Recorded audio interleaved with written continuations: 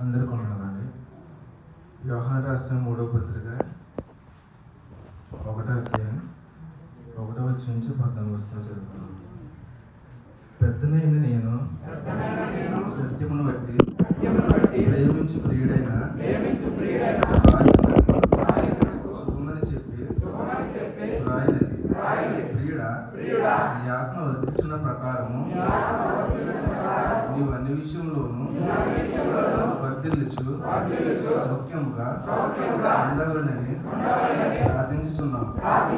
నీవు సత్యమును అనుసరించి నడుచుకుంటున్నావు కనుక సహోదరులు వచ్చి నీ సత్య ప్రవర్తన గురించి సాక్ష్యం చెప్పగా విని బహుగా సంతోషించితిని. ఆ పిల్లలు సత్యం అనుసరించి నడుచుకొనుచున్నారని వీటికంటే నాకు ఎక్కువైన సంతోషం లేదు. ప్రియుడా, వారు పరదేశులైనను సహోదరులుగా ఉన్నవారికి నీవు చేసినదల్లా విశ్వాసికి తగినట్టుగా చేయుచున్నావు.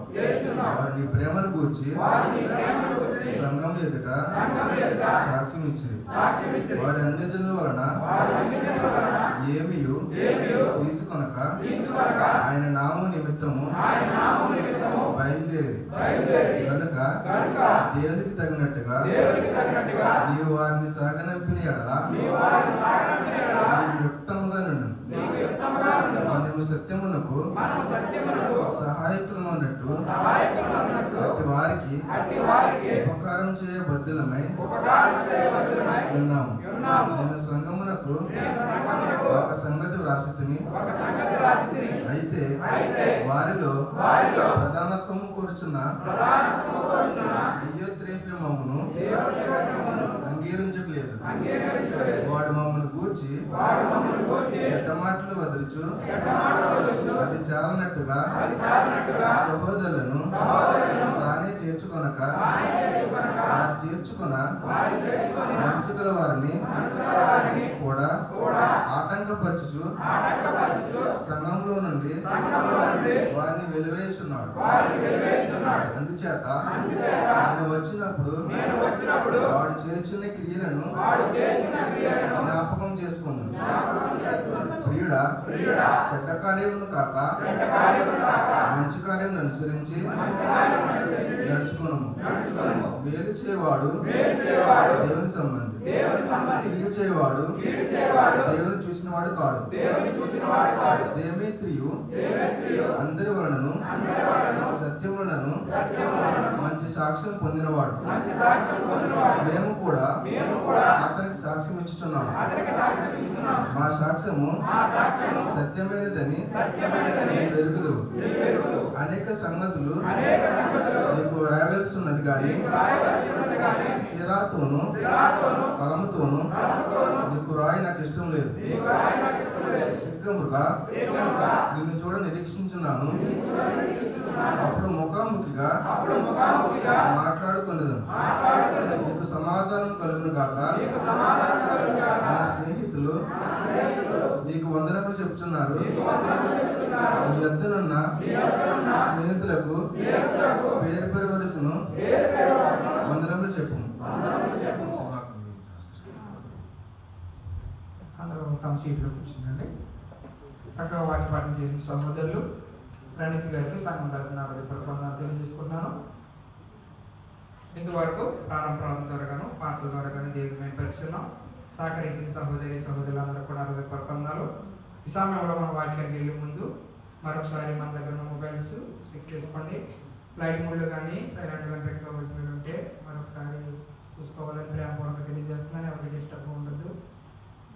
మనం దేవుని ఆరాధించుకోవడానికి వచ్చి ఉన్నాం కాబట్టి కొన్ని నిమిషాలు సహోదరులు వాక్యం ఎత్తుపోతుండగా మనందరం కూడా చెప్తున్న మాటలు అలా ఉన్నాయో లేదో బైబిల్ అందరూ తెలిసి గ్రంథంలో ఉన్న మాటలు చెప్తున్నారో లేదో అని అలా ఉన్నామో లేదని అందరూ కూడా గ్రహించాలని ప్రేమపూర్వకంగా తెలియజేస్తూ ఈ సమయం సహోదరులు కే ధైర్య గారికి ఇవ్వబడుతుంది. ఆయన వచ్చి వాక్యాన్ని అందిస్తారని ప్రేమపూర్వక సంఘం ఆహ్వానిస్తున్నాం. అందరికీ మరొకసారి వందనాలు.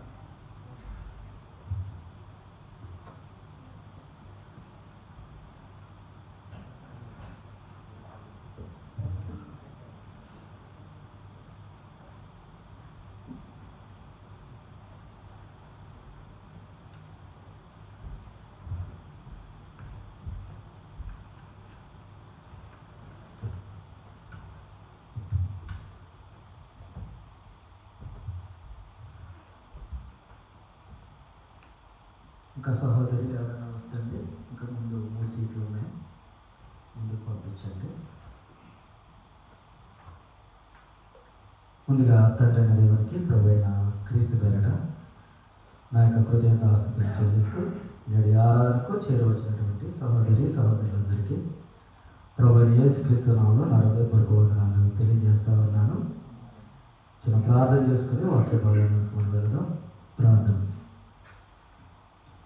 క్రీస్తు యేసునందు మమ్మల్ని ఆత్మికులుగా ప్రేమిస్తున్నటువంటి మా ప్రియ పరలోకమందున మా తండ్రి, మీ ఉన్నతమైన అతి అమూల్యమైన ఘనమైన నామానికి స్తుతులు స్తోత్రములు కృతజ్ఞతాస్తుతులు చెల్లిస్తూ ఉన్నాం మా తండ్రి.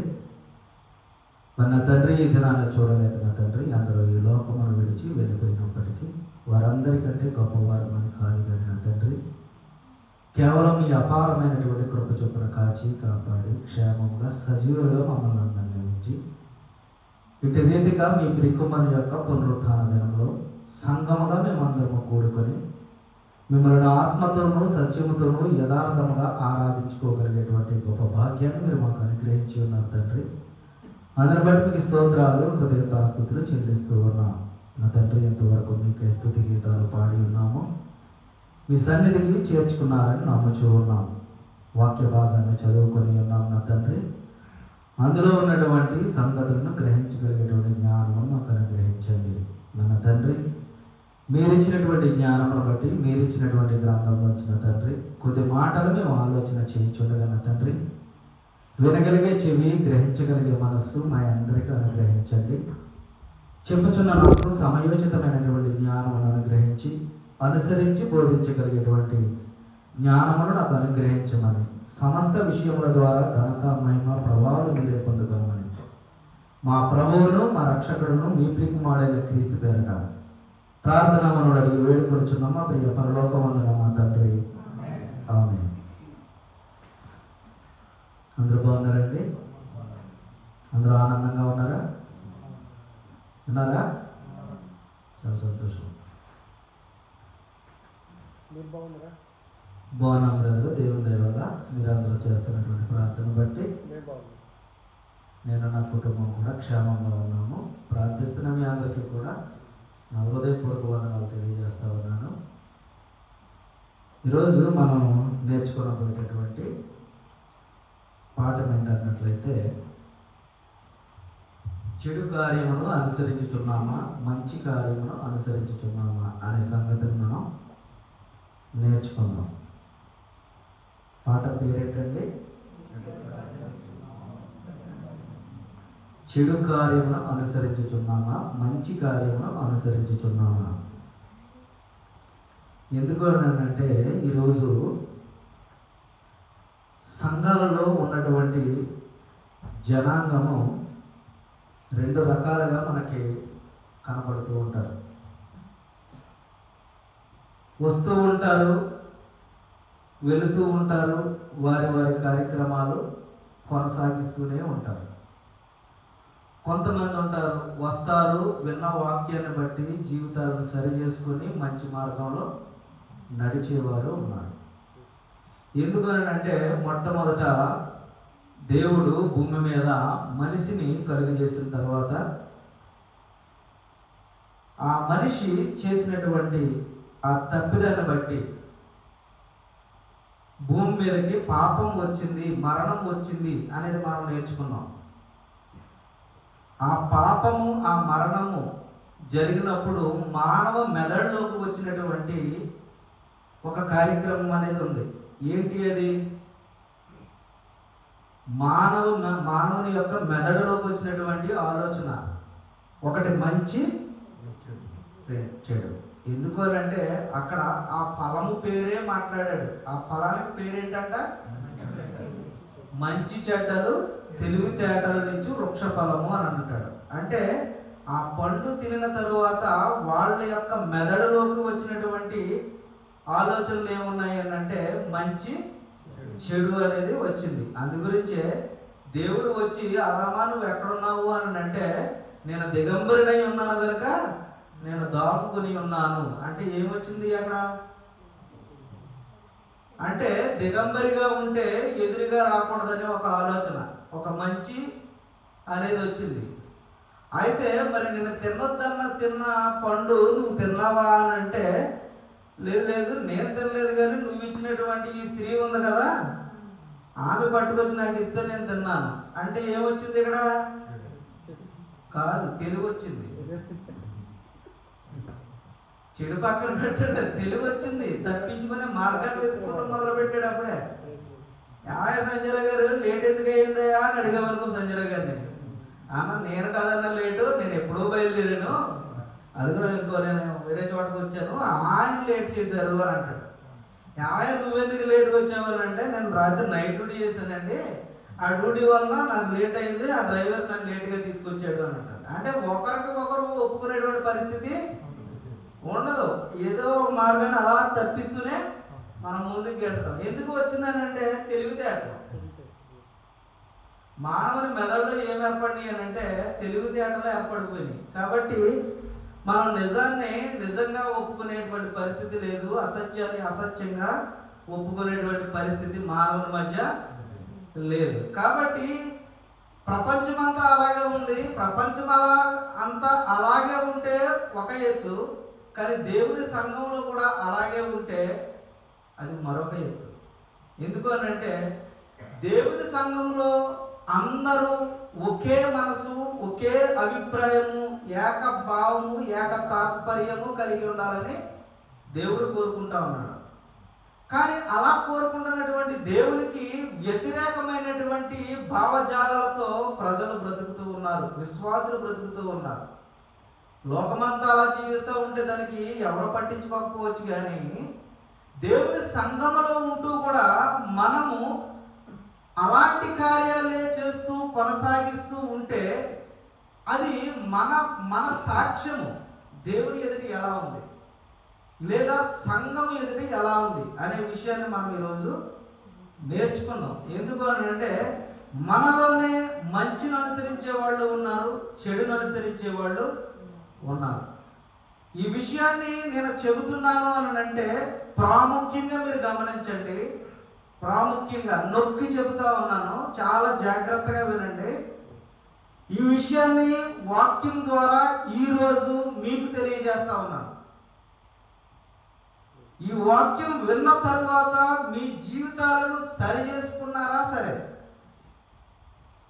లేదు అని అంటే అదే జీవితాన్ని కనుక కొనసాగిస్తూ ఉంటే మరొకసారి సాక్ష్యాధారాలతో మీ ముందుకు వస్తారు పర్సనల్గా. అప్పటికీ మీ జీవితాలు మారలేదు అని అంటే ఖచ్చితంగా సంఘము ఎదుట మిమ్మల్ని నిలబెడతారు. చాలా జాగ్రత్తగా వినండి. ఎందుకు అని అంటే మన ఎడల, ఇంక్లూడింగ్ నాతో సహా, సంఘములో ఉన్నటువంటి మనం మంచి సాక్ష్యాన్ని పొందుకోవాలనేటువంటి పరిస్థితిలో ఉన్నాం. ఇప్పుడు సంజయ్ రావు గారిని పర్సనల్గా పిలిచి దయానిధి గారి పరిస్థితి ఏంటి అని అంటే నా గురించి ఆయన ఒక రకమైనటువంటి సాక్ష్యం చెప్తారు. నన్ను పిలిచి సంజయ్ రావు గారు లేనప్పుడు సంజయ్ రావు గారి పరిస్థితి ఏంటి అని అంటే నేను ఆయన గురించి ఒక రకమైనటువంటి సాక్ష్యం చెప్తా ఉంటాను. అంటే ఒకరి ఎడల ఒకరికి ఏమి లేదు అని అంటే మంచి సాక్ష్యం అనేది కనబడట్లేదు. కాబట్టి చాలా జాగ్రత్తగా వినండి. ఈరోజు మనం రెండు జీవితాలను మనం నేర్చుకుందాం. చదవబడినటువంటి వాక్యాన్ని బట్టి రెండు జీవితాలను మనం నేర్చుకుందాం. అది మంచిని అనుసరించేవాడు ఒకడున్నారు, చెడుని అనుసరించేవాడు ఒకరున్నారు. అది ఈ మంచిని అనుసరించేవాడిగా నేనున్నానా, చెడుని అనుసరించేవాడిగా నేనున్నానా? ఒక్కసారి మన జీవితాలని ముందు ఏ కోవలో ఉన్నామో ఒక్కసారి పరీక్ష చేసుకుందాం. చదవబడినటువంటి లేఖన భాగము యోహాను రాసినటువంటి 3వ పత్రిక 14 వచనాలు కలిగినటువంటి ఈ పుస్తకంలో 14 వచనాలు కలిగినటువంటి ఈ పుస్తకంలో ముగ్గురు వ్యక్తులు మనకు కనబడుతూ ఉంటారు. ముఖ్యంగా ఇది రాసినటువంటి వ్యక్తి యోహాను గారు. యేసుక్రీస్తుకి అత్యంత ప్రియుడైనటువంటి యోహాను గారు. ఈయన గురించి ఏమంటాడు అని అంటే యేసుక్రీస్తు రొమ్మున ఆనుకునేటువంటి వాడు అని రాస్తాడు. ఈయన ఒక ఆయన ఉన్నారు. ఈయన రాస్తున్నటువంటిది ఎవరికి రాస్తా ఉన్నారు అని అంటే గాయు అనే వ్యక్తికి రాస్తా ఉన్నాడు. ఇంకొక వ్యక్తి ఎవరు కనపడతా ఉన్నారు అని అంటే దియోత్రేఫే అనే ఒక వ్యక్తి కనపడతా ఉన్నాడు.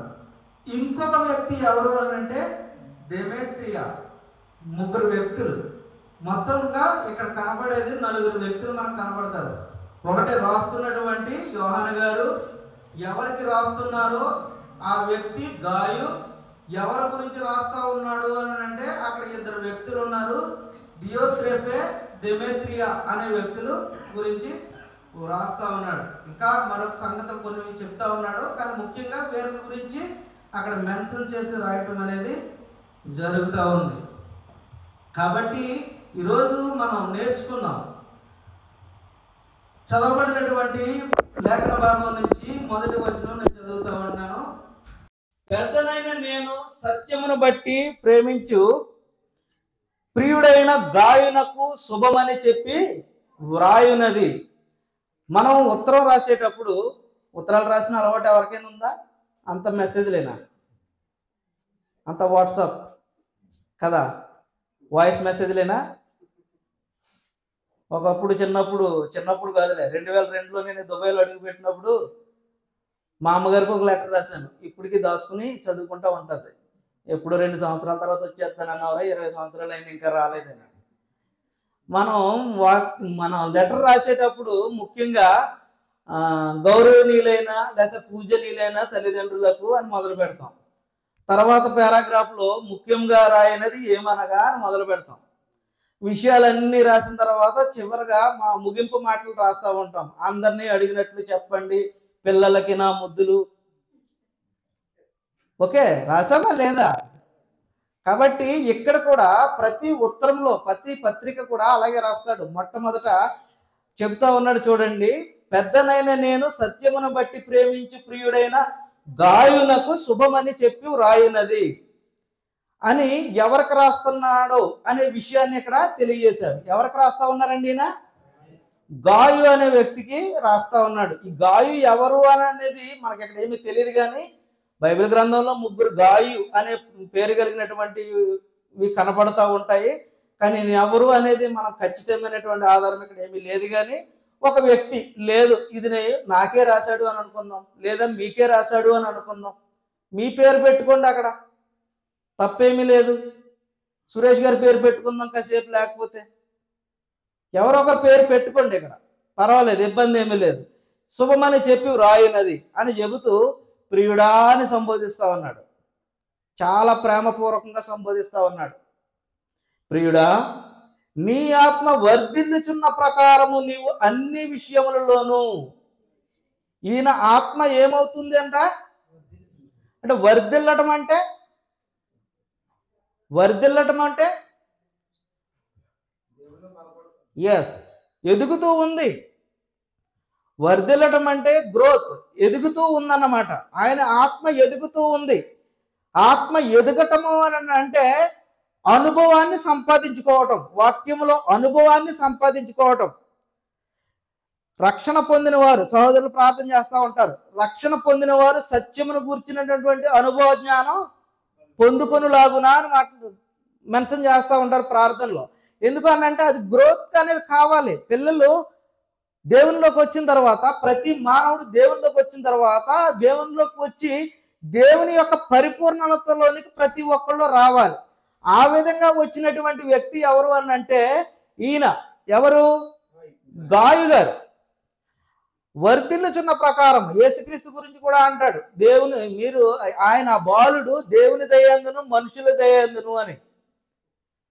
సమూయేలు గురించి కూడా మాట్లాడుతూ ఉంటాడు, దేవుని దయను మనుషుల దయనందును వర్ధిల్లుచు అని. అంటే వాళ్ళు ఎదుగుతూ ఉన్నారు, దేవునిలో ఎదుగుతా ఉన్నారు, దేవుని దయలో ఎదుగుతా ఉన్నారు, మనుషుల దయలో ఎదుగుతా ఉన్నారు.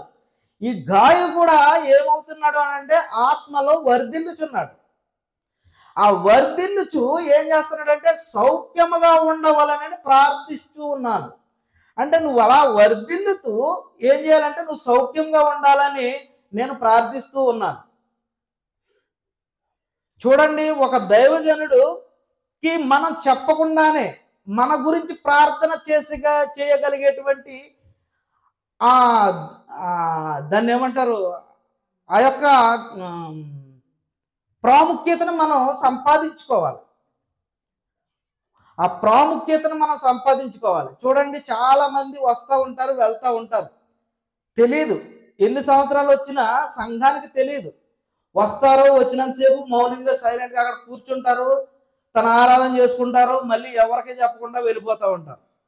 కొంతమంది ఉంటారు, దేవుని పనిలో ఏమైతే నా వంతు సహాయం చేయాలా, నా కార్యక్రమం ఏమేముందా అని వాళ్ళు ఆ పని చేసుకుంటూ ముందుకు వెళతా ఉంటారు. కొంతమంది ఉంటారు, కల్పించుకుని నేనేం పని చేయాలి, నేనేం పని చేయాలండి, నా వలన చేయగలిగినటువంటి పని ఏముంది అని అడిగి మరీ పని చేసి కొంతమంది వెళ్తూ ఉంటారు. అవునా కదా? అలా ఏమవుతూ ఉంటుంది అని అంటే, నాయకుల యొక్క కంట్లోకి మనం వెళ్తూ ఉంటాం, దృష్టిలోకి మనం వెళ్తూ ఉంటాం, దేవుని యొక్క దృష్టిలోకి మనం వెళ్తూ ఉంటాం. అలాంటప్పుడు ఏం చేస్తామంటే, నీ అవసరత గురించి నువ్వు చెప్పక్కర్లే. నేనే ఏం చేస్తూ ఉంటాను అంటే, సహోదరుడు ఇంత కష్టపడతా ఉన్నాడు, సహోదరి ఇంత కష్టపడతా ఉంది, ప్రభు పనిలో ఇంత ప్రయాసపడుతూ ఉంది, కాబట్టి ఈమెకి ఏమైతే అవసరం ఉందో దేవా నీ చిత్తమైతే అవి తీర్చి సహాయం చేయని మీరు అడగకుండానే మేము ప్రార్థన చేసేటువంటి పరిస్థితి ఉంటుంది. ఇక్కడ గాయునకు కూడా ఆయన అదే అంటున్నాడు, నీ ఆత్మ ఎలా వర్తిల్లుతుందో ఇంకా నువ్వు అన్ని విషయాలలోనే ఎదగాలి. ఇంకా చాలా విషయాలు ఉంటాయి. అంటే క్రీస్తు యొక్క సారూప్యము అనగా క్రీస్తు ఎలా ఉన్నారు, క్రీస్తు ఎలాంటి దయను కలిగి ఉన్నాడు, ఎలాంటి ప్రేమను కలిగి ఉన్నాడు, ఎలాంటి సహనాన్ని కలిగి ఉన్నాడు, ఇలాంటి అన్ని విషయాల్లోని కూడా మనం కూడా ఎదగాలి అని ఏం చేస్తా ఉన్నాడు అని అంటే, ఆయన గాయు గురించి దేవునికి ప్రార్థిస్తూ ఉన్నాను అని ఆయన చెబుతూ ఉన్నారు. ఎవరు? అది నేను అప్పుడప్పుడు అడుగుతూ ఉంటాను. ఇక్కడ కన్వర్జేషన్ ఒకరు ఉత్తరం రాస్తా ఉన్నారు, ఒకరికి రాస్తా ఉన్నారు. ఓకే, ఇక్కడ ఇంకా 3వ వచనం గురించి మాట్లాడుకుందాం. 3వ వచనం, నీవు సత్యమును అనుసరించి నడుచుకొనుచున్నావు. ఇక్కడ మనం చాలా మంది కూడా చేసేటటువంటి పొరపాటు ఇదే. సత్యాన్ని ప్రకటిస్తూ ఉంటాను నేను, ఓకే, సత్యాన్ని వింటూ ఉంటారు మీరు, మంచిది, నేను కూడా వింటాను, నేను కూడా చెబుతూ ఉంటాను. అంతవరకు ఓకే అనుకుంటే సరిపోదు. చెప్పినంత మాత్రాన్ని నేను గొప్పోళ్ళు కాదు, విన్నంత మాత్రాన్ని మీరు గొప్పోళ్ళు కాదు. ఎవరు గొప్పోళ్ళు అని చెప్తా ఉన్నాడు ఇక్కడ కింద పుట్టినోట్లో ఆ మాట చెప్తా ఉన్నాడు చూడండి. సత్యములో ఉండగలగాలి మనం. సత్యములో ఏం చేయాలి? ఉంటున్నామా సత్యంలో? ఉంటున్నామా సత్యంలో? ఇంటికి వెళ్ళామనుకో, ఎక్కడ ఉంటాం మనం? ఇంటికి వెళ్తే మనం ఎక్కడ ఉంటాం? ఆరాధనకి వెళ్ళే సమయమే ఉండదు మనకి. వెళ్ళింది 2 నెలలండి, 2 నెలల్లోని ఎక్కడ కుదురుతుంది మనకి? లేదు, క్యాన్సల్ మీదే వెళ్ళాం. పోనీ అక్కడైనా సత్యంలో ఉండాలని ఎక్కడ సత్యం వినబడుతుందో అక్కడికి వెళ్తామా? నిలబడలేం మనం. సత్యాన్ని అనుసరించమంటున్నాడు. సత్యమును అనుసరించి నడుచుకొనుచున్నావు. ఈ రోజున మీరు ఇంటికి వెళ్ళి చక్కగా దేవుల్లో నడుస్తూ ఉంటే ఆనందించాలి, సంతోషించాలి మేము. చూడండి, ఇక్కడ ఎలా అయితే ఆ సత్యంలో ఉండి, ఎలాగైతే సత్యంలో బ్రతికాడో, ఎలాగైతే సత్యంలోనే ఉండి తన ఉన్నంత కాలము ఇక్కడ తన జీవితాన్ని గడిపాడో, ఇంటికి వెళ్ళినా కూడా సత్యంలో నుంచి తొలగిపోలేదు, చాలా జాగ్రత్తగా తన జీవితాన్ని కాపాడుకుంటూ సత్యంలో నడుస్తూ ఉన్నాడు అని సంతోషించగలిగేటువంటి ఆ స్థితిని మనం సంపాదించుకోగలుగుతా ఉన్నామా? ఎక్కడైతే ఏముందండి, ఇంటి పక్కనే ఉంది ఆరాధన, ఆదివారం అక్కడ కూడా వెళ్తా ఉన్నారు. అది కూడా ఆరాధనే కదా మనకి, అది కూడా సంఘమే కదా. అనుకోవట్లేదా మనం? అనుకోవట్లేదా? ఏదైతే ఏముందని వెళ్ళి కూర్చోవట్లేదా? ఆలోచన చేసుకోండి. మనం సత్యములో వింటున్నాము, సత్యమును గురించి నేర్చుకొనిచున్నాము, సత్యం ఏమిటో తెలుసుకొనిచున్నాము, తెలుసుకుని అనుసరించగలుగుతున్నామా, లేదంటే అందులోనే ఉండిపోగలుగుతున్నామా, ఎక్కడ పడితే అక్కడికి వెళ్ళిపోగలుగుతున్నామా? కానీ ఇక్కడ ఈయన ఖచ్చితంగా ఏం చేస్తా ఉన్నాడంట? సత్యమును అనుసరించి నడుచుకొనుచున్నావు గనుక సహోదరులు వచ్చి నీ సత్య ప్రవర్తనను గూర్చి సాక్ష్యము చెప్పగా విని బహుగా సంతోషించి తిని. ఈరోజు నీ గురించి నా గురించి సాక్ష్యం ఏముంది? మన గురించి సాక్ష్యం ఏముంది? నేను మొదట్లోనే చెప్పాను, నన్ను పర్సనల్గా కదిలి ప్రతి వ్యక్తి గురించి ఎలా ఉన్నారో అని అంటే చెప్పేటటువంటి సాక్ష్యం వేరు. మిమ్మల్ని పర్సనల్గా దయానిధి గారి పరిస్థితి ఏంటి అని అడిగితే మీరు నా గురించి చెప్పేటటువంటి సాక్ష్యం వేరు. పైకి అన్నయ్య అన్నయ్య అని మాట్లాడుతూ ఉంటారు, కానీ అన్నయ్య బయటికి వెళ్ళి పక్కకి వెళ్ళాడు అని అంటే అన్నయ్య గురించి ఏం చెప్పుకుంటారో అవి కూడా, ఆ రిపోర్ట్స్ కూడా మన దగ్గరికి వస్తూ ఉంటాయి ఎప్పటికప్పుడు. ఇందులో చాలా మంది జీవితాలు ఎలా ఉన్నాయో ఎప్పటికప్పుడు రిపోర్ట్స్ వస్తూనే ఉన్నాయి. మీ గురించి నేను మొదట్లోనే చెప్పాను, ఈరోజు వాక్యం ద్వారా మిమ్మల్ని హెచ్చరిస్తా ఉన్నాను. వాక్యం విన్న తరువాత జీవితాలను సరి చేసుకోకపోతే ఆధారాలతో మీ ముందుకు వస్తానండి, పర్సనల్గా మీ ముందుకు వస్తాను. అప్పటికే కూడా మీ జీవితాలను సరి చేసుకోకపోతే ఖచ్చితంగా సంఘం ముందు నిలబెట్టవలసినటువంటి అవసరం ఉంటుంది. ఎందుకు అనంటే మన వలన సంఘానికి చెడ్డ పేరు రాకూడదు, మన వలన సంఘానికి చెడ్డ పేరు రాకూడదు. పలానా సంఘం వాళ్ళండి పలానా సంఘానికి వెళ్తారంట, వచ్చిన తర్వాత ఇదిగోండి ఇక్కడే ఉంటా ఉన్నారు, ఇలా తిరుగుతూ ఉన్నారు, అలా తిరుగుతూ ఉన్నారు, ఇవన్నీ రిపోర్ట్స్ వస్తూ ఉన్నాయి. మనం ఒక కాలేజ్ యూనిఫామ్ వేసుకుంటాం, మన పిల్లల్ని స్కూల్కి పంపిస్తూ ఉంటాం కదా. స్కూల్కి పంపించినప్పుడు ఆ స్కూల్కి ఒక యూనిఫామ్ అనేది ఉంటుంది. ఆ యూనిఫామ్తో పిల్లలు కనుక సినిమా థియేటర్ దగ్గర కనిపించారు అని అనుకో, ఎవరిని అంటారు?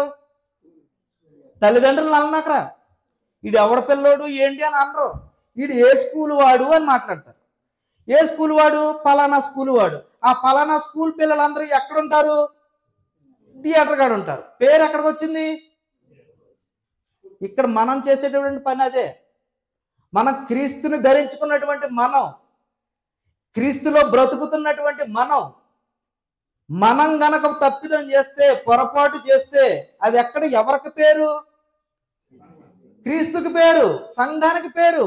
ఫలానా సంఘస్థులు ఇలా చేస్తున్నారంట, ఫలానా సంఘస్థులు ఇలా నడుచుకుంటా ఉన్నారంట, ఫలానా సంఘస్థులు ఇలా ఉంటా ఉన్నారంట. ఆ సాక్ష్యం మనకు మంచిది కాదు.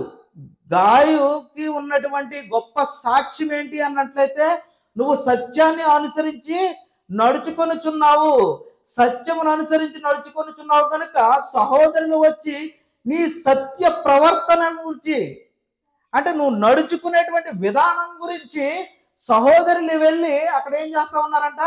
సాక్ష్యం ఇస్తా ఉన్నారంట. మరి ఈరోజు నీ గురించి నా గురించి ఏం సాక్ష్యం ఇస్తా ఉంటారు? నేను పలానా సంఘానికి వెళ్ళానండి, ఇంటికి వెళ్తారు మీరు, పలానా సంఘానికి వెళ్ళాను, అక్కడ ఉన్నప్పుడు నేను ఆత్మీయతలో ఇంత ఎదిగాను, వాక్యాన్ని ఎంత నేర్చుకున్నాను, ఇంత ఖచ్చితంగా వాక్యాన్ని అక్కడ బోధించారు, కాబట్టి నా జీవితాన్ని సరి చేసుకొని పాపపు జీవితాన్ని బ్రతుకుతూ ఉన్నటువంటి నేను ఆ వాక్యం విని ఆ వాక్యం ద్వారా నా జీవితాన్ని సరి చేసుకొని ఆ పాపాన్ని విడిచిపెట్టి ఇదిగో దేవునికి ఇష్టమైనటువంటి బిడ్డగా నేను బ్రతుకుతా ఉన్నాను అనగలిగేటువంటి సాక్ష్యం నీ దగ్గర నా దగ్గర ఉందా? నీ దగ్గర నా దగ్గర ఉందా? చెప్పుకోగలుగుతున్నామా? ఒకళ్ళు మన గురించి చెప్పగలుగుతా ఉన్నారా? ఒకప్పుడు ఈయన వ్యభిచారిగానో, ఒక దొంగగానో, తిత్తిపోతుగానో, తాగుపోతుగానో, తిరిగిపోతుగానో ఉండేవాడు. కానీ ఈరోజు అక్కడికి దుబాయ్ వెళ్ళాడండి, దుబాయ్లో క్రీస్తు చేత పట్టబడ్డాడు, ఒక సంఘానికి వెళ్ళాడు, ఆ సంఘంలోకి వెళ్ళి ఆ వాక్యం ద్వారా బలపడి ఈరోజు ఇంత గొప్పగా ఉన్నతంగా బ్రతుకుతూ ఉన్నాడు అని ఒక సాక్ష్యాన్ని పొందుకోగలుగుతున్నామా మనం ఎక్కడికి వెళ్ళినా ఒక సాక్ష్యాన్ని మనం కలిగి ఉండగలగాలి. ఆ సాక్ష్యాన్ని ఈరోజు మనం పొందుకోలేకపోతున్నాము అని అంటే వింటున్నాం కానీ అనుసరించలేనటువంటి పరిస్థితి, మన జీవితాలను సరి చేసుకోలేనటువంటి పరిస్థితి. చాలా వేదనండి, చాలా బాధ అనిపిస్తూ ఉంది. మీ జీవితాలు కొన్ని మా దగ్గరికి వస్తూ ఉన్నప్పుడు, మీ జీవితాల్లో ఉన్నటువంటి ఆ రిపోర్ట్ని వింటా ఉన్నప్పుడు, వాక్యంతో ఇంతలా మిమ్మల్ని కడతా ఉన్నా కూడా ఇంకా ఎందుకు మీ జీవితాలు ఎలా కొనసాగుతూ ఉన్నాయి? మారలేనటువంటి బ్రతుకులు ఎందుకు మనకి? మన జీవితం ఎప్పుడు ఇలాగే కొనసాగుతుంది అనుకుంటున్నారా? ఇలాగే ఉంటుంది అనుకుంటున్నామా మనం? ఎప్పుడు ఏ క్షణాన్ని మనం ఈ లోకాన్ని విడిచిపెట్టి వెళ్ళిపోతామో ఎవరికి తెలియదు. నిద్రలో ఉన్న వాళ్ళు నిద్రలోనే కాలిపోయినటువంటి శవాలు మన ముందు కనపడుతున్నాయి లాస్ ఏంజల్స్ లో. ఈ దుబాయ్ ఏమైనా గొప్ప శాశ్వతం అనుకుంటున్నారా? చుట్టూ సముద్రం ఉంది. ఒక్కసారి అలా లేపాడు అని అంటే ఏమీ ఉండదు మన జీవితాలు. మనం అనుకుంటా ఉంటాం మన జీవితాలు చాలా గొప్పగా సాగిపోతూ ఉన్నాయి, మనం ఎవరికి కనపడట్లేదులే అని అనుకుంటా ఉన్నాం. పిల్లి యొక్క స్వభావం మీకు తెలుసా? పిల్లి ఏం చేస్తుందంట? కళ్ళు మూసుకుని, అంటే ఏంటి? కళ్ళు మూసుకుంటే దానికి ఏం కనపట్టలేదు, లోకం కనపట్టలేదు, ఏమీ కనపట్టలేదు. కాబట్టి నన్ను ఎవరో చూడలేదు, అంతే కదా? నన్ను ఎవరో చూడలేదు కాబట్టి నేను కళ్ళు మూసుకుని పాలు తాగేయచ్చు. అలాంటి స్వభావాన్ని మనం కలిగి ఉన్నాం. మనల్ని ఎవరో చూడలేదు కదా, రహస్యమందు ఉన్నటువంటి దేవుడు చూస్తా ఉన్నాడు. ప్రతి అంధకార సంబంధమైనటువంటి ప్రతి కార్యాన్ని వెలుగులోకి తీసుకొస్తానన్నాడని దేవుని వాక్యం సెలవిస్తా ఉంది. మన జీవితాలను సరి చేసుకోవాలి. జీవితాలను సరి చేసుకుంటేనే ఉన్నతమైనటువంటి స్థితిలోకి ఉండగలుగుతావు. ఈ రోజుని గాయ గురించి జీవ గ్రంథంలో రాయవలసినటువంటి ఆవశ్యకత ఎందుకు దేవుడికి? 14 వచనాల్లో ఆయన గురించి ఎంత గొప్ప సాక్ష్యాన్ని ఇక్కడ దేవుడు కనపరుస్తూ ఉన్నాడు. ఎంత ఉన్నతంగా బ్రతికాడు సత్యమును గురించి. ఆయన సత్య ప్రవర్తన గురించి సాక్ష్యము చెప్పగా విని బహుగా సంతోషించి తిని చెప్తా ఉన్నాడు. నా పిల్లలు సత్యమును అనుసరించి నడుచుకుంటున్నారని వినుట కంటే నాకు ఎక్కువైన సంతోషము లేదు. ఎవ్వరికీ ఉండదండి. మీరందరూ కూడా మీ జీవితాలను సరి చేసుకుని మీరందరూ కూడా దేవునికి ఇష్టలైనటువంటి బిడ్డలుగా జీవిస్తూ ఎదుటి వారి ఎడల మంచి సాక్ష్యం పొందుకొని ఉంటే గనక మరి సత్యాన్ని నేర్పిస్తున్నటువంటి సహోదరులు అందరూ కూడా ఎంత సంతోషం కలిగి ఉంటారు.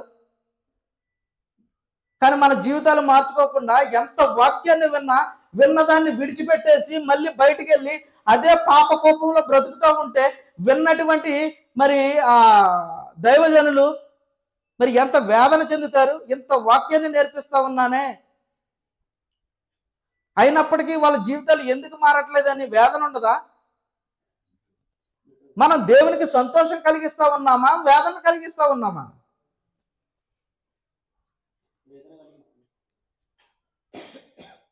దేవుడు యెహోషువ గ్రంథం 1వ అధ్యాయంలో ఏం చెప్తా ఉంటాడండి? ఆకాశమా ఆలకించుము, భూమి చెవి యొగ్గుము, నా పిల్లలను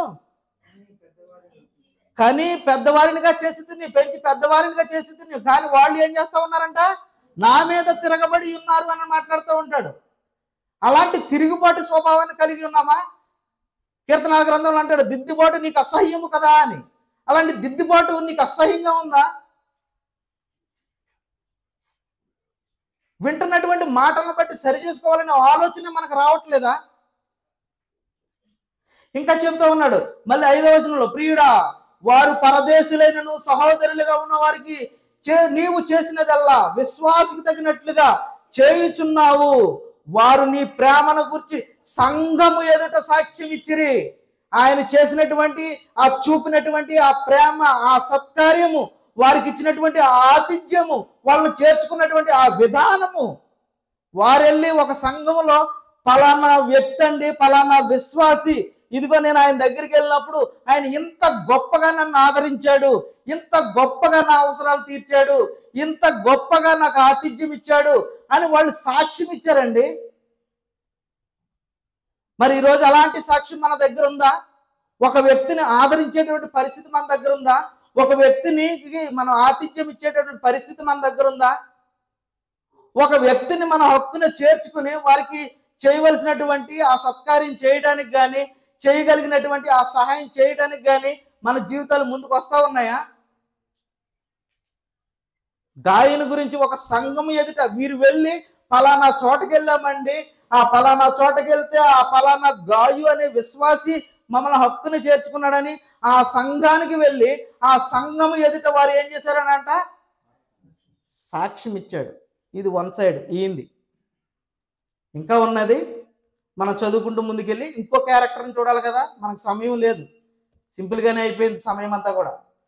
ఇక్కడ వారు అన్యజనుల వలన ఏమీ తీసుకొనక ఆయన నామము నిమిత్తము బయలుదేరి కనుక దేవునికి తగినట్లుగా నీవు వారిని సాగనంపిన ఎడల నీకు యుక్తముగా ఉండును.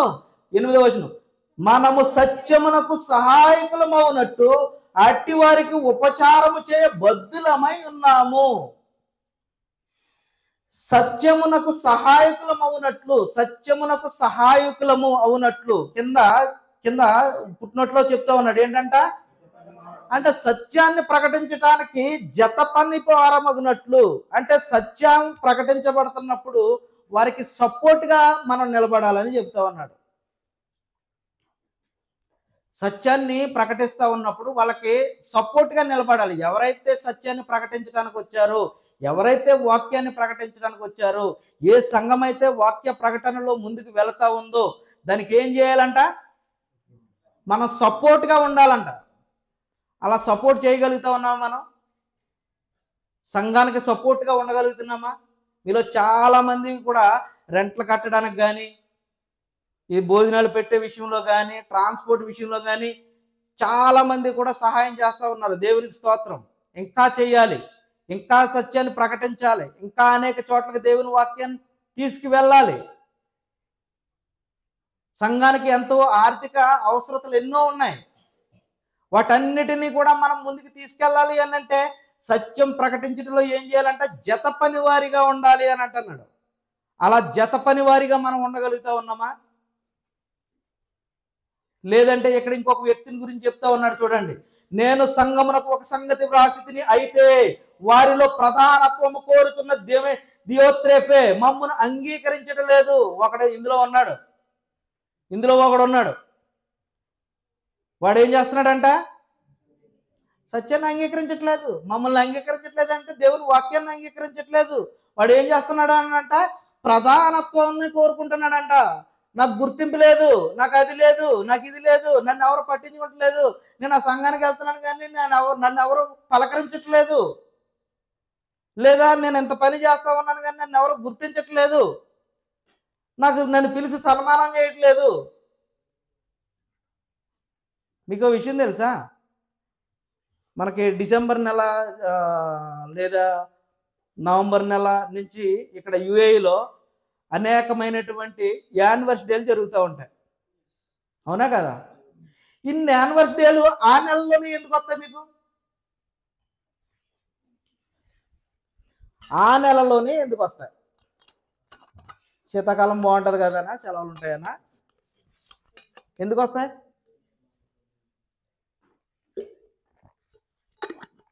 సురేష్ గారు ఈ సంవత్సరం యానివర్సరీ చేశారు. దయానిధి గారు స్టేజ్ మీద పిలిచి, ఇదిగోండి దయానిధి గారు ఎంత పనిచేశారు అని సురేష్ గారు చెప్పలేదు.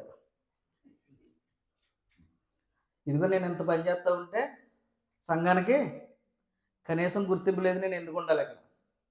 ఏమన్నా రామకృష్ణ గారు, మనకి ఇక్కడ ఏం పని లేదు, ఆయన ఏం గుర్తించట్లేదు, ఆయనకి ఏం చేసుకుంటాడు, మనం బయటికి వెళ్ళిపోదామండి. అంతేనా? ఎప్పుడు జరిగింది ఇది? యానివర్సరీ. ఆయన యానివర్సరీ ఎప్పుడు చేశారు? డిసెంబర్ నెలలో చేశారు. ఇప్పుడు నేను బయటికి వెళ్ళిపోయి మళ్ళీ అదే డిసెంబర్ నెలలో 2వ వారంలో నేను బయట సంఘం పెట్టాను. ఇప్పుడు నాది కూడా ఇప్పుడు పెద్ద లాజిక్ ఏం లేదు ఇక్కడ. అన్నీ కూడా అదే నెలలో ఎందుకు వస్తూ ఉన్నాయంటే ఇదే ప్రధానత్వం. ప్రతి ఒక్కరికి ఏం కావాలి? ప్రధానత్వం. ఇక్కడ ఈ దియోత్రేఫెకు కూడా ఏం కావాలంట? ప్రధానత్వం కావాలంట. ఇక్కడ చూడండి, మమ్మను అంగీకరించట్లేదు, వాడు మమ్మను గురించి చెడ్డ మాటలు వదలుచు అది చాలనన్నట్టుగా సహోదరులను తానే చేర్చుకొనక వారిని చేర్చుకొన మనస్సు గల వారిని కూడా ఏం చేస్తా ఉన్నాడంట? ఆటంకపరుతున్నాడు. ఎవరిని రానవట్లేదు, వీడు లేదు కదా, వచ్చేవాడిని కూడా ఎక్కడికి రానవ. దేవునికి స్తోత్రం. మీరు అందరూ కూడా ఒక్కొక్కరిని తీసుకుంటూ వస్తూ ఉన్నారు. ఎందుకు అని అంటే ఇక్కడ ఈ 15 మందిగా మేము కూర్చున్నాం మొదటి రోజున. ఈ రోజుని ఇంచుమించుగా 90 మంది కూర్చున్నారు ఇక్కడ. కాబట్టి మీరు అందరూ పని చేస్తూ ఉన్నారు. వెళ్ళిన చోట వాక్యం ఉందండి, చక్కగా వాక్యంలో పెంచుతూ ఉన్నారు. కాబట్టి మన అందరం కూడా అక్కడికి వెళ్ళి వాక్యాన్ని విందాము అని వస్తున్నారు. విందాము అని తీసుకుని వస్తూ ఉన్నారు. విందాము అంతేనా? వినదాము అని తీసుకుని వస్తున్నారు. వినదాము, అది విని అనుసరించుదామని తీసుకురండి. విని అనుసరించుదామని తీసుకురావాలి, విందామని కాదు. వినటం మీరు ఎక్కడ కూర్చున్నా వింటారు, ఎక్కడ కూర్చున్నా వినగలుగుతారు. ఫోను అరచేతిలో ఏముంది మనకి? ఇప్పుడు ప్రపంచమే ఉంది. దయానిధి గారు కాకపోతే సురేష్ గారు, సురేష్ గారు కాకపోతే ఇంకో ఎవరో బోళ్ళంత మంది ఉన్నారు చక్కగా వాక్యాన్ని వివరించేవాళ్ళు. వినొచ్చు, తప్పేం లేదు. వాక్యాన్ని ఎంత వాక్యమైనా మనం వినొచ్చు. విన్న దాంట్లో ఎంత అనుసరించగలుగుతున్నాం, అది మన పాయింట్. ఇక్కడ గాయు అనుసరిస్తూ ఉన్నాడు. దిమెత్రే ఏం చేశాడు? దియోత్రేఫు ఏం చేశాడు? సత్యాన్ని అడ్డగిస్తూ ఉన్నాడు, దూరంగా చేసేస్తున్నాడంట, ఎవరినే రానవట్లేదంట. ఇక్కడ ఈయనకి 5 క్వాలిఫికేషన్స్ ఇస్తా ఉన్నాడు. ఒకటేం చేస్తున్నాడంటే ప్రధానత్వాన్ని కోరుకుంటున్నాడంట. ఆయన ఏం చేస్తున్నాడంటే సత్యాన్ని అంగీకరించట్లేదంట, చెడ్డ మాటలు పలుకుతున్నాడంట, సహోదరులకు తాను చేర్చుకోవట్లేదంట, ఇతరులను కూడా రానవట్లేదంట.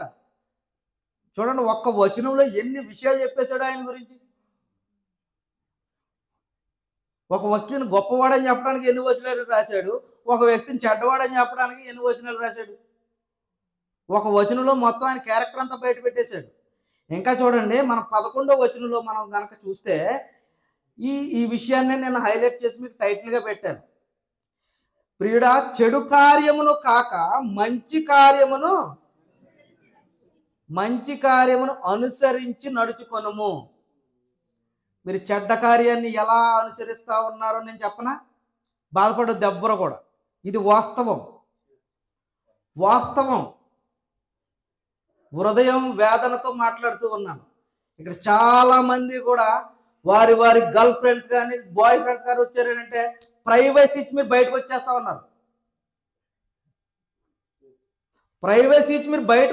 ఉన్నారు. మీరు సత్యాన్ని అనుసరిస్తూ ఉన్న వాళ్ళు అయితే వాళ్ళని అడ్డగించాలి. మీరు చేస్తున్నది తప్పు అని మీరు ఖండించగలగాలి. కానీ మీరేం చేస్తా ఉన్నారు? నువ్వు బయటకు వెళ్ళిపోయంటే నువ్వు బయటకు వచ్చేస్తున్నావు, వాళ్ళిద్దరిని లోపలికి వదిలేస్తా ఉన్నావు. ఇది అన్యాయం కాదా? ఎంత దౌర్భాగ్యమైనటువంటి స్థితిలో మనం ఉన్నాం ఇక్కడ. మీకు అర్థమవుతుందా ఏం చేస్తా ఉన్నారో, దేన్ని సపోర్ట్ చేస్తా ఉన్నామో? ఇదే మనం నేర్చుకునేది దేవుని వాక్యం.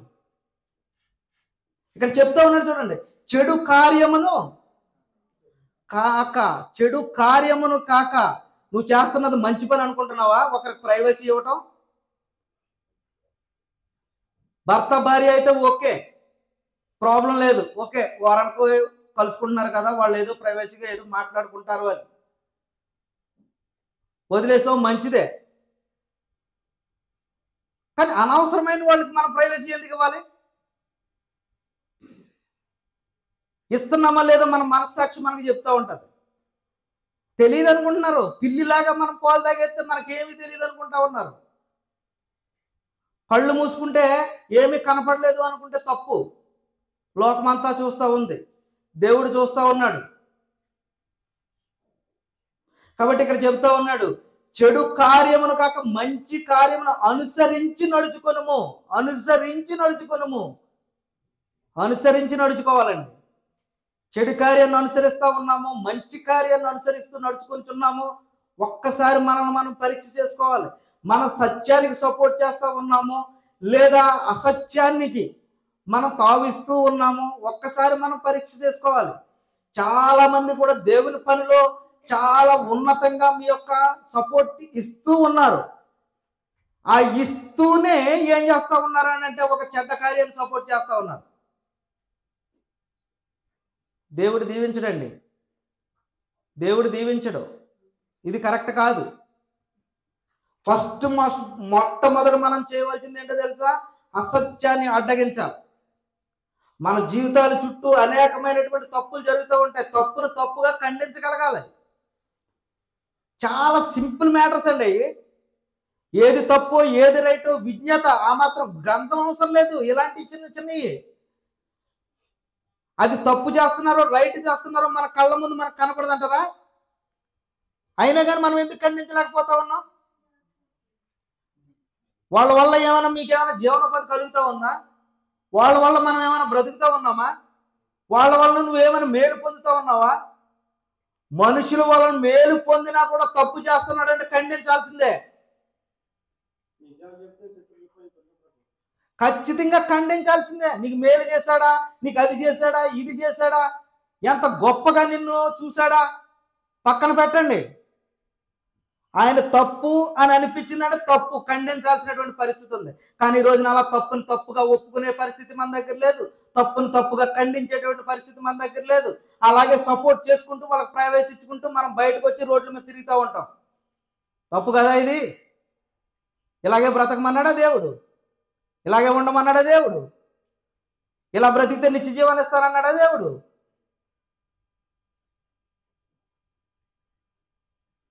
సత్యాన్ని అడ్డగిస్తా ఉన్నామో లేదంటే అసత్యాన్ని అడ్డగిస్తా ఉన్నామో ఒక్కసారి మన జీవితాలను పరీక్ష చేసుకోవాల్సినటువంటి అవసరం ఉందండి. ఈ రోజుని చూడండి, ఇక్కడ చెడు కార్యమును కాక మంచి కార్యమును అనుసరించి నడుచుకొనుము, మేలు చేయువాడు అపవాది సంబంధి. అలా ఉందండి. మరి మనం మేలు ఎందుకు చేయట్లేదు? తప్పును తప్పుగా ఎందుకు ఖండించట్లేదు? మేలు చేస్తే అపవాది సంబంధివా, దేవుని సంబంధివా? మరి దేవుని సంబంధిని నేను అనుకున్నప్పుడు దేవునికి నచ్చే విధంగా మనం పని చేయాలి కదా, దేవునికి నచ్చే విధంగా మనం పని చేయాలి కదా. దేవునికి నచ్చే విధంగా కాకుండా దేవునికి అయిష్టమైనటువంటి కార్యక్రమాల్లో మనం ఎందుకు పాలు పంపులు పొందుతూ ఉన్నాం? ఎందుకు వారికి జత పని వారిగా మనం ఉన్నాం? గమనించుకోవాలండి, మన జీవితాలు ఎలా కొనసాగుతూ ఉన్నాయో. చాలా తప్పు చేస్తూ ఉన్నాం, చాలా అంటే చాలా తప్పు. చాలా జాగ్రత్త, దేవుడు చూస్తూ ఉన్నాడు. చూడు, ఆకాశం మందు ఉన్నాను నువ్వు నాకు అక్కడ ఉన్నావు, పాతాళంలో పోయినా నువ్వు అక్కడ ఉన్నావు, ఎక్కడికి పోయినా ఏమన్నాడంట? దేవుడు ఉన్నాడట. నేను ఎక్కడికి పోయినా నువ్వు నన్ను చూస్తా ఉన్నావు అని దేవుని వాక్యం సెలవిస్తా ఉంది. మనం వెళ్ళి రూమ్లోకి వెళ్ళి తలుపేసుకుంటే నన్ను చూడట్లేదు, కళ్ళు మూసుకుంటే నాకు ఎవరో కనపట్టలేదు అని అనుకుంటే చాలా మంది నూతనంగా వచ్చి ఉంటారు. గమనించండి, నూతనంగా వచ్చిన వారైనా, అనేక సంవత్సరాల నుంచి అనేక రోజుల నుంచి ఇక్కడ కొనసాగుతూ ఉన్నవారైనా, ఎవరైనా దేవుని వాక్యం సూటిగానే మాట్లాడుతూ ఉంది మనతో. ఈరోజు సూటిగానే మాట్లాడుతూ ఉంది. మనం ఎలా బ్రతుకుతూ ఉన్నాం, ఎలా ఉంటా ఉన్నాం, మన జీవితాలను ఎలా కొనసాగిస్తూ ఉన్నాం. ఎవరు ప్రోత్సహించినా తప్పు తప్పే, ఎవరు ప్రోత్సహించినా తప్పు తప్పే. ఇప్పుడు మనకి ఆదిలోనే ఒక సంగతి ఉంటుందండి. దేవునికి అన్నీ తెలుసు కదా, సర్వజ్ఞాని కదా. సర్వజ్ఞాని అయినప్పుడు మానవుడు మరి ఆ పండు తిని పాపం చేస్తారు అనే సంగతి తెలుసు కదా. అలాంటప్పుడు ఆ చెట్టు వేయకుండా ఉంటేనే గొడవ ఉండదు కదా అని అనుకుంటే, అంతేనా మనం అనుకునేది? చెట్టు వేయకుండా ఉంటేనే పాపం అనేది భూమి మీదకి రాదు కదా అని అనుకోవచ్చు కదా. ఉండి మన దగ్గర అన్ని అవకాశాలు ఉండి దాన్ని విడిచిపెట్టడమే గొప్ప సంగతి. అక్కడ 100 రకాల పళ్ళు ఉన్నాయండి, ఆ 101 పండు అదే కావాలా? ఆ 100 రకాలు తిని సావచ్చుగా. అవన్నీ వద్దు, ఏదైతే మనకు వద్దు అన్నాడో దాని వైపే మనం చూడటం. నీకు భార్యనిచ్చాడు, పిల్లల్నిచ్చాడు, భర్తనిచ్చాడు, ఇన్ని రకాలుగా తల్లిదండ్రులను ఇచ్చి ఇన్ని సౌకర్యాలు నీకు ఇస్తే నువ్వు ఇంకా లేని దాని గురించి ఎందుకు చూస్తూ ఉంటావు? అనవసరమైన దానికోసం ఎందుకు నువ్వు పరిగెడతా ఉంటావు? ఇక్కడ గాయకున్నటువంటి సాక్ష్యం ఉందా మన దగ్గర? దియోత్రెఫేకు ఉన్నటువంటి సాక్ష్యం ఉందా మన దగ్గర? ఒక్కసారి ఆలోచన చేసుకోవాలండి, ఆలోచన చేసుకోవాలి. మన జీవితాలు ఎప్పటికి మారతాయేమో నాకు తెలియదు. ఒక సహోదరుడు ఈ మధ్యకాలంలో మన దగ్గర నుంచి వెళ్ళాడు. వెళుతూ ఆయన చెప్పినటువంటి మాట, నాకు 25 సంవత్సరాలు వచ్చినాయి అన్న. 25 సంవత్సరాల నుంచి నేను ఒక ఎత్తు, 6 నెలల కిందట మీ సంఘానికి వచ్చి, అక్కడికి వచ్చి మీ సంఘంలోకి వచ్చి వాక్యాన్ని నేర్చుకుని ఆ వాక్యంలో బలపడినటువంటి సంగతి ఒక ఎత్తు. ఆయన సాక్ష్యం ఎలా ఉంది? 6 నెలలుగా ఇక్కడికి వచ్చాడంట. 6 నెలలుగా ఆయన ఇక్కడికి వచ్చి చాలా చక్కగా నేను ఆత్మీయతలో బలపడ్డానన్నా. ఎన్నో సంగతులు నేను నేర్చుకున్నానన్నా. ఇన్ని సంగతులు బైబిల్లో ఉన్నాయనే ఆ విషయాలు నాకు అర్థం కాలేదు. అలాంటి సంగతులు, అలాంటి గొప్ప విషయాలు నాకు తెలియజేసి నన్ను బలపరిచారు. నేను నా కుటుంబాన్ని ఇంకా నేను మరి సత్యంలో నేను నడిపించుకుంటాను, ఆత్మీయతలో బలపరుచుకుంటాను, మీరు ఎప్పుడూ కూడా నాకు అందుబాటులో ఉండండి అన్నా అని ఏడుస్తూ వెళ్ళాడు. ఇదే సంఘానికి వచ్చినటువంటి ఒక సహోదరుడు, ఇదే సంఘానికి వచ్చినటువంటి ఒక సహోదరుడు ఏం చేశాడో తెలుసా? చెప్తే అసహ్యంగా ఉంటుంది, చాలా దరిద్రంగా ఉంటుంది. నీకోసమే నేను ఈ సంఘానికి వస్తా ఉన్నాను, నిన్ను చూడకుండా నేను ఉండలేకపోతా ఉన్నాను, నీకోసమే నిన్ను ఆదివారం చూసిన కాడి నుంచి నా మనసులో లేదు, ప్రతి వారం నీకోసమే వస్తున్నానని మెసేజ్ పెట్టాడంట. అసహ్యం కదా ఇది? దేవుని సంఘానికి ఎందుకు వస్తా ఉన్నాం మనం? కడుపుకు అన్నం తింటున్నామా, మరి ఏదైనా తింటున్నామా?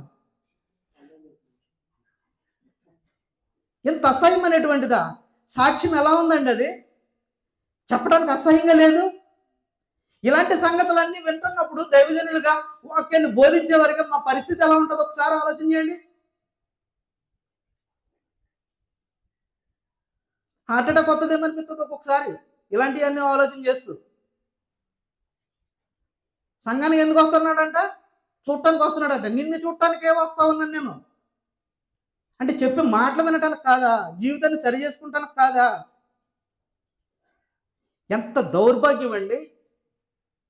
ఇలాంటి స్థితి మన దగ్గర వద్దండి. ఇలాంటి క్యారెక్టర్లు మన దగ్గర ఉన్నాయి, సంఘంలో ఉన్నాయి.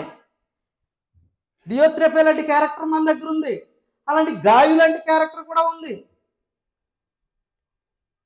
చాలా మంది కూడా ఎంత ప్రయాసపడతా ఉన్నారు. ఇక్కడ ఉదయం లేచిన కాడి నుంచి ఎంతమందికి ఫోన్లు చేస్తూ, అన్న నేను వస్తా ఉన్నానన్నా, మీరు అందరూ కూడా రెడీ అయ్యి ఉండండి, మీరు దేవుని సన్నిధికి వెళ్దాం. నిన్నటి నుంచి ప్రయాస, రేపు ఆదివారం ఆరాధన, మనందరం కూడా సిద్ధపాటు కలిగి ఉండాలి. ఎవరు ఎక్కడి నుంచి వస్తూ ఉన్నారో, ఎంతమంది వస్తూ ఉన్నారో, ఆ వచ్చిన సమయానికి మంది ఎక్కువైతే మళ్ళీ ట్రాన్స్పోర్ట్ ఇబ్బంది అవుతుంది, ముందుగానే తెలియజేయండి. ఇన్ని మెసేజ్లు పెట్టుకొని ఇంత ప్రయాసపడుతూ ఉదయం నుంచి ఇప్పటి వరకు ఇలా తిరుగుతూ తీసుకుని వస్తూ ఉంటే, నిన్ను చూడటానికే నేను వస్తూ ఉన్నాను అని అంటే చాలా భయంకరం అండి. అది చాలా భయంకరం. కాబట్టి మనం మన జీవితాలు ఎలా ఉన్నాయో, దిద్దుబాటు కలిగే విధంగా ఉన్నాయో, దిద్దుబాటు చేసుకోవడానికి అసహ్యపడే విధంగా ఉన్నాయో ఒక్కసారి మనం సరి చేసుకుందామండి. ఈరోజు మనం రాసుకుందాం, నేను గాయలా బ్రతకాలి అనేది మనం రాసుకుంటామా, లేదంటే డియోత్రెఫేలా బ్రతకాలి అని రాసుకుంటా ఉన్నామా? ఇంకో వ్యక్తి గురించి కూడా చెప్తా ఉన్నాడు చూడండి కింద. మేలు చేయువాడు దేవుని సంబంధి, కీడు చేయువాడు దేవునిని చూచువాడు కాడు. దిమెత్రేయు అందరి వలనను సత్యం వలనను మంచి సాక్ష్యము పొందినవాడు, మేము కూడా అతనికి సాక్ష్యం ఇచ్చుతున్నాము, మా సాక్ష్యము సత్యమైనదని నువ్వెరుగుదువు. అంటే ఇలాంటి సాక్ష్యం మనం పొందుకోవాలండి. సహోదరుడు వెళ్తూ హృదయ వేదంతో ఏడ్చాడండి. అన్న మీ దగ్గరకు వచ్చినప్పుడు ఎంత గొప్పగా సంఘం ఉంటుందని, ఎంత ప్రేమ ఆప్యాయతలు సంఘం దగ్గర ఉంటాయని నేను అస్సలు అనుకోలేదన్నా. నేను ఇన్ని సంవత్సరాల సంఘానికి వెళ్ళాను కానీ వాక్యపు లోతులు ఎంత నేను నేర్చుకోలేదన్నా, నేను ఎంత బలపడ్డాను అని అతనిచ్చినటువంటి సాక్ష్యం ఏంటి? ఈ దరిద్రుడు చేసేటటువంటి అదేంటి? ఈ డియోత్రెఫే గాడు ఏం చేస్తా ఉన్నాడంటే, ప్రధానత్వాన్ని కోరుకుంటా ఉన్నాడంట, ప్రతిసారి నాకు గొప్ప కావాలనుకుంటా ఉన్నాడంట, నా ఇది కావాలనుకుంటా ఉన్నాడంట. అందు గురించి వచ్చేవాడు కాదు, వీడు రాడంట, వచ్చేవాడిని కూడా వెళ్ళనివ్వకుండా ఆటంకపరుస్తూ ఉన్నాడంట. మనం కూడా అలా ఉంటాం. ఒక్కొక్కసారి మనకి ఇలా నొచ్చుకుంటా ఉంటాయి, ఇలాంటివి చెప్తా ఉన్నప్పుడు నొచ్చుకుంటా ఉంటాయి. నా గురించే తెలిసిపోయినట్టుంది కాబట్టి నేను ఇంకా అక్కడికి రాను, నువ్వు వెళ్ళొద్దే.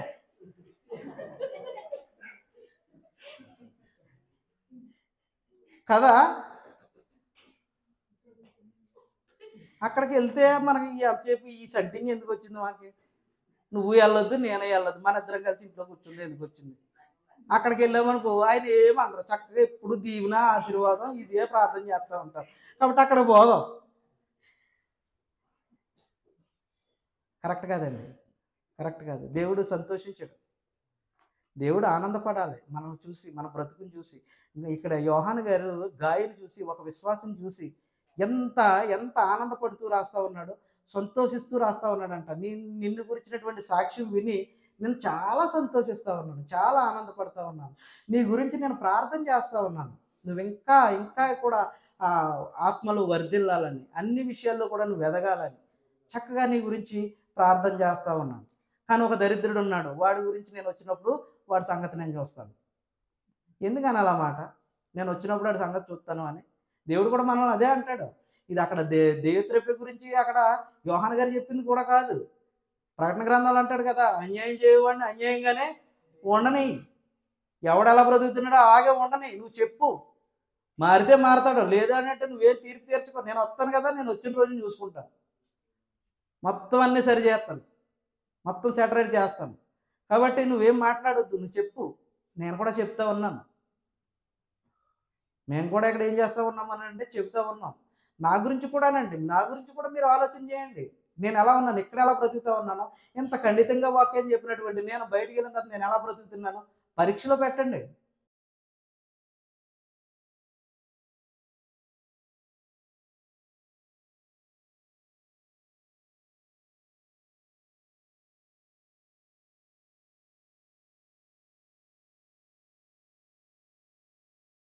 దేవునికి ఇష్టమైనటువంటి బిడ్డలుగా మనం బ్రతకాలి. ఎన్ని లక్షల మంది బయలుదేరారండి ఐగుప్తునండి, ఎన్ని లక్షల మంది బయలుదేరారు, ఎంతమంది వచ్చారంటే అక్కడికి? లక్షల్లో 2, అంతేగా. కాబట్టి జీవితాలు సరి చేసుకున్న వాడే అక్కడికి చేరుకోగలుగుతాడు. జీవితాన్ని సరి చేసుకోకుండా అలాగే బ్రతికితే మనం ఎక్కడికి వెళ్ళలేం. వెళ్తాం ఒక చోటకి, ఎక్కడికంటే అక్కడికి. మనందరికీ తెలుసు, అక్కడ యాపిల్ పళ్ళు ఉంటాయి, చక్కగా పండ్లు కొరుకుని తింటూ ఉండొచ్చు కదా. యాపిల్ పళ్ళే కదా ఉంటాయి అక్కడ. వేదంతో పండ్లు కొరుకుతుంటే అంటే యాపిల్ పళ్ళు చక్కగా ఉంటాయి అక్కడ, ఆ పళ్ళు కొరుకుని మనం తినవచ్చు. కాబట్టి మనందరము కూడా యోహాను గారు సంతోషించే విధంగా గాయ లాంటి జీవితాన్ని మనం గడుపుతాము, లేదంటే దియోత్రెఫీ లాంటి జీవితాన్ని కలిగి ఉండి మరి దేవుని శిక్షకు పాత్రలం అవుతాము. ఒక్కసారి ఈ వాక్యం ద్వారా మరి మిమ్మల్ని హెచ్చరిస్తూ నన్ను నేను హెచ్చరించుకుంటూ నా మాటలు ముగిస్తూ ఉన్నాను. దేవుడి కొద్ది మాటలు మనందరి హృదయాల్లో ఫలింపజేయనుగాక. ఆమేన్. ఓపికతో ఉన్న మీ అందరికీ కూడా నా హృదయపూర్వక వందనాలు క్రీస్తు పేరట తెలియజేస్తూ చిన్న ప్రార్థన చేసుకుని మనం సమయాన్ని సహోదరులకు అప్పగిద్దాం ఉన్నాం. ఎవరైనా ఈ మాటల ద్వారా నొచ్చుకుని ఉంటే దేవునికి స్తోత్రం. నొచ్చుకున్నారు కాబట్టి ఆ పుండె మీ దగ్గర ఉంది కాబట్టి ఏం చేసుకోవాలంటారంటే మందు అనేది ఇచ్చాం కాబట్టి ఆ మందు రాసుకుని జాగ్రత్తగా బ్రతకండి. మీరు నొప్పింపబడ్డారని నేను మాత్రం క్షమాపణ చెప్పను, అది మాత్రం మీరు గుర్తుంచుకోండి. ఇది నా మాటలు కాదు, దేవుని మాటలుగా భావించండి. అందరికీ వందనాలు. ప్రార్థన చేసుకుందాం. మహాపరిశుద్ధుడును మహోన్నతుడైన కన్న తండ్రి, మహోన్నతమైన నామానికి స్తోత్రాలు, కృతజ్ఞతాస్తుతులు చెల్లిస్తూ ఉన్నాం తండ్రి. ఇంతవరకు మీరు ఇచ్చినటువంటి జ్ఞానాన్ని బట్టి నా తండ్రి, మరి యోహాను గారు మరి గాయనకు మరి ఉత్తరం రాసినటువంటి సంగతులు మేము నేర్చుకోవడానికి మీరు కృప చూపించారు నా తండ్రి. గాయనకు కలిగినటువంటి ఆ జీవితాన్ని మేము కూడా కలిగి ఉండడానికి విన్నటువంటి వాక్యం ద్వారా మా జీవితాలను సరి చేసుకోవడానికి మీరు జ్ఞానం అనుగ్రహించండి. దియోత్రేలైనటువంటి మనస్సు కనుక మాలో ఉండినట్లయితే నా తండ్రి, దాన్ని తీసివేసుకొని ప్రధానత్వాన్ని మేము కోరుకొనకుండా నా తండ్రి, మరి అనేకులను సత్య మార్గం వైపు నడిపించేవారిగా మేమందరం ఉండడానికి మాలో ప్రతి ఒక్కరికి జ్ఞానం అనుగ్రహించమని మా ప్రభువును మా రక్షకులను మీ ప్రియకుమారుడైన క్రీస్తు పేరట ఈ ప్రార్థన మనల్ని అడిగి వేడుకొంచును మా ప్రియ పరలోకమందున మా తండ్రి. ఆమేన్.